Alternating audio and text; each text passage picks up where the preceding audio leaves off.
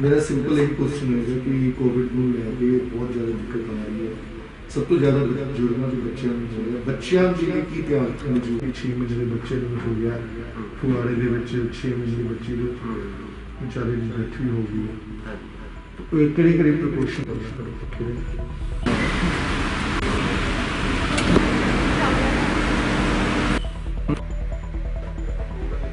ਸਾਡੇ ਲੱਗ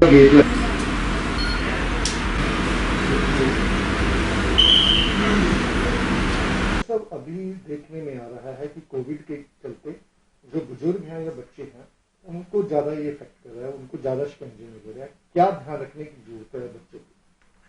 देखो सर, आपकी बात बिल्कुल ठीक है, क्योंकि कोरोना वायरस जो एक बीमारी है ये हो तो सबको सकती है, बट जो जिनकी इम्यूनिटी कम है उनको ये ज़्यादा नुकसान पहुंचाती है।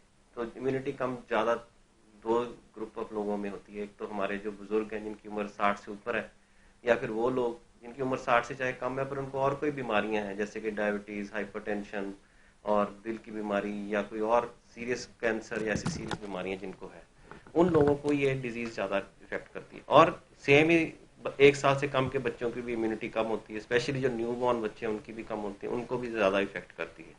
पर अच्छी बात यह है, देखा गया है कि आमतौर पे बच्चों के लिए जो बीमारी अगर होती भी है तो उनका डेथ रेट बुजुर्गों के मुकाबले या अडल्ट के मुकाबले थोड़ा कम है। तो बच्चों के लिए थोड़ा फिर भी ये थोड़ा संभाल है। पर यह है कि बच्चों की कैसे संभाल करनी है, सबसे इम्पोर्टेंट तो जो गवर्नमेंट सबको बता ही रही है कि सोशल डिस्टेंसिंग कम से कम सब लोगों से 2 मीटर की फासले रखना है। दूसरा कि हाथों को बार बार धोना है। तीसरा कि घर के अंदर ही रहना है, बाहर नहीं निकलना ज़्यादा। अब बहुत ज़्यादा ज़रूरत हो तभी बाहर निकलना है। इन सब चीज़ों का ध्यान रखना। और बच्चों के मामले में तो और ज़्यादा, इसीलिए गवर्नमेंट ने जो स्कूल वगैरह भी बंद किए हैं ताकि बच्चे एक्सपोज ना हो। बच्चों का एक्सपोज होना इसलिए भी बचाने से ज़रूरी है कि उनको अगर वो एक्सपोज होते हैं तो घर के आके अपने दादा नाना या दादी नानी को आके वो बीमारी कर सकते हैं, जो कि और ज़्यादा इस बीमारी से बीमार हो सकते हैं। क्या क्या चीजें ध्यान रखनी चाहिए इसके अलावा जो आप एज ए मेडिकली आप सोचते हैं?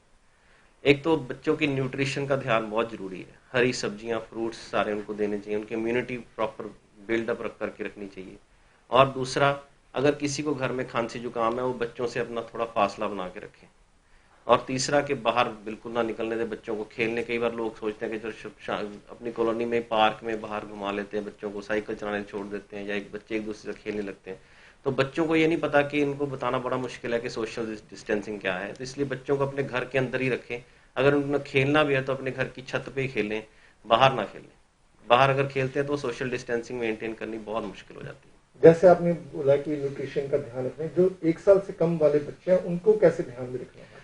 उनका सबसे जरूरी है 6 महीने तक के जो बच्चे हैं उनकी सबसे जरूरी है कि माँ का दूध उनको मिलना चाहिए, ब्रेस्ट फीडिंग। क्योंकि माँ के दूध से हर बीमारी से जो इम्यूनिटी है वो ट्रांसफर होती है मदर से बच्चे को, तो वो बहुत ज़रूरी है। और उसके बाद 6 महीने के बाद बच्चे को खाने की चीज़ें साथ में शुरू करनी चाहिए, जो घर पे बनी हुई चीज़ें हैं, बाहर की बाजार की चीज़ें नहीं, घर की बनी चीज़ें, जैसे कि खिचड़ी, दलिया, दाल, ठीक है।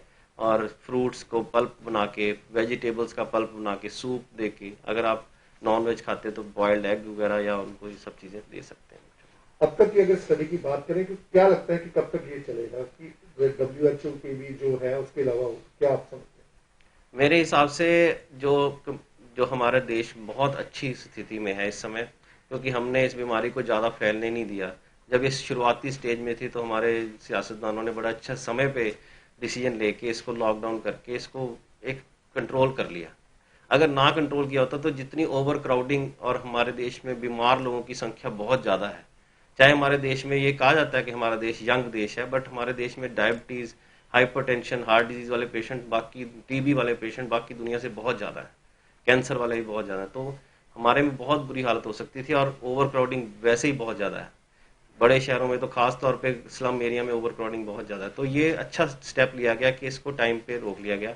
जब एक देश में ये देखा गया 6% से कम न्यू केसेस आते हैं, जैसे अब आज 2-3 दिन से इंडिया में अब 6% से कम आने शुरू हो गए हैं, तो देखा गया तकरीबन 1 या 1.5 महीने में फिर ये डिजीज़ जो है वो बहुत लो लेवल पे चली जाती है, जैसे कि चाइना में ऑलरेडी हो चुका है।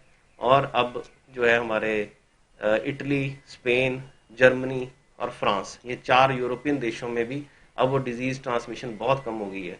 अगले 15 दिन में अगर लॉकडाउन का पालन सही तरीके से होता है तो यूके और यूएसए में भी हो जाएगा, और हमारे देश में भी अगर लॉकडाउन का पालन सही होता है तो 1 महीने के अंदर उम्मीद है कि ये डिजीज जो है काफी हद तक कंट्रोल में आ जाएगी। खत्म तो नहीं होगी ये डिजीज, को हमें आगे भी फेस करना पड़ेगा। जैसे कोई भी डिजीज आती है खत्म नहीं होती, स्वाइन फ्लू भी है, मलेरिया, ट्यूबर, सारी डेंगू, जो भी डिजीज आती हैं वो हमेशा रहती हैं, पर अभी तो ये एकदम से ये बहुत तेजी से फैल रही है जंगल की आग की तरह। फिर अगर वो कंट्रोल होगी तो फिर थोड़ा थोड़ा चलेगी, तो हम थोड़ा प्रिकॉशन लेंगे तो हम उससे बच सकते हैं।